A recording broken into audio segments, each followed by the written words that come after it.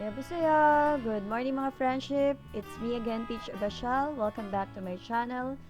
If you're new, please consider subscribing. Click nyo lang yung subscribe button and the bell beside it. It's a Holy Tuesday today and magluluto tayo ng pagkain na bagay po ngayong Holy Week.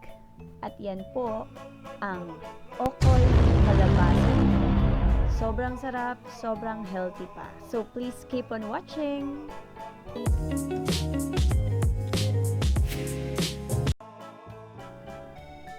Let's start. Our ingredients are, syempre kalabasa or squash. At alam nyo ba na itong kalabasa ay mainam sa mga sakit na nandyan po ngayon sa screen nyo. Ipa-flash ko na lang siya. So, napaka-healthy pala nito. And then, shrimp, malunggay. So, malunggay leaves, egg,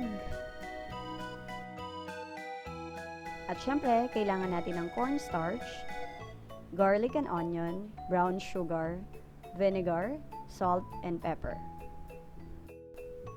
Yung exact measurement ng mga ginamit ko na ingredients ay ipopost ko na lang sa bandang huli ng video na to. Ngayon, unahin natin na ihalabos ang ating hipon. So, sa isang kawali, painitin lang to at ilagay na yung ating hipon. Pero syempre, nahugasan na dapat yan ha. So, no need for cooking oil. Gagawin lang natin to para hindi mabilasa yung hipon. Ilagyan ko din siya ng konting asin para magkaroon ng lasa yung ating shrimp.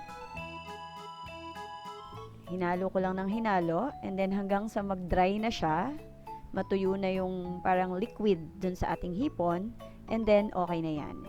Palamigin at nilagay ko sa ref. And then kinabukasan, tsaka natin gagawin yung ating kalabasa okoy.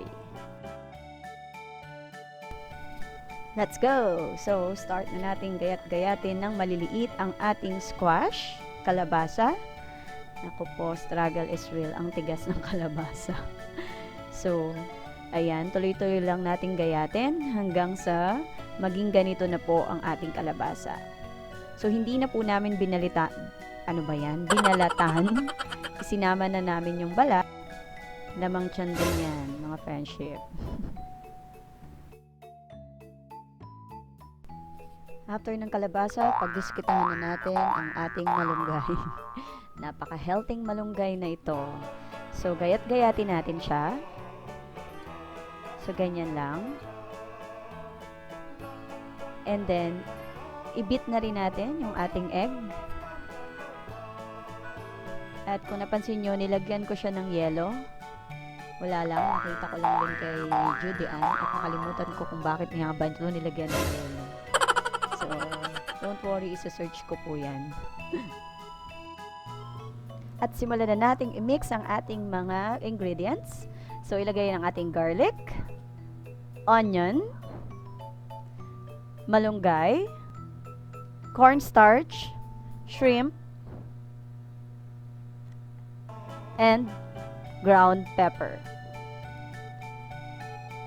And, nakalimutan ko po, ilagay na natin ang ating egg na binate.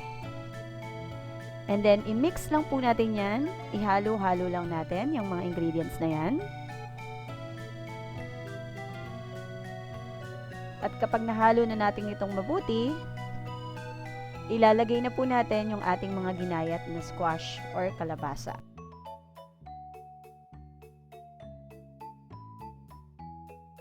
And then, i-mix na natin yung squash together with the other ingredients hanggang sa ma-coat yung squash.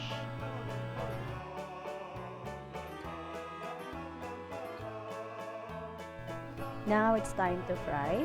Painitin natin ang ating cooking oil sa isang pan. At gamitin ng stick para malaman kung mainit na ang ating cooking oil. Kapag may bubbles, mainit na yan. And then, ilagay na natin ang ating okoy kalabasa. So, 1 scoop lang yan. Then, i-fry lang natin yan 2 to 3 minutes per side hanggang sa maging golden brown na siya and crispy. And then, okay na ang ating okoy.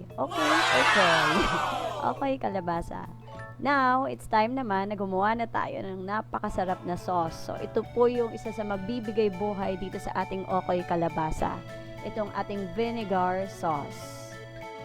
Okay, maglagay ka lang ng 1 cup ng vinegar and 1 cup of water. And then, pakukuluin natin yan. Once na kumulo na, lagyan natin ng brown sugar. So, ito, depende sa panlasa nyo yung timpla na gawin nyo, ha? So, naka 5 teaspoon ako ng sugar. And then, put some pepper. And then, yan, pakuluin lang ulit natin. After nyan, meron na tayong napakasarap na vinegar sauce. And lalagyan natin ng garlic and onion later kapag lumamig na ang vinegar.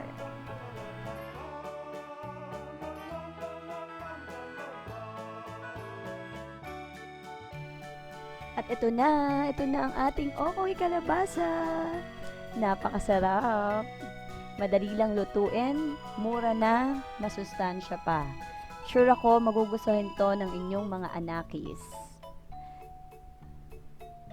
Ayan, napakasarap talaga yun. Grabe. Grabe pa yung sausawan. As in, sarap.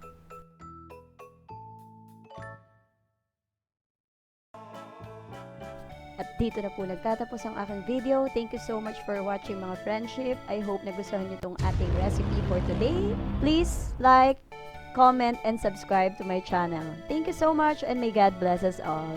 Bye!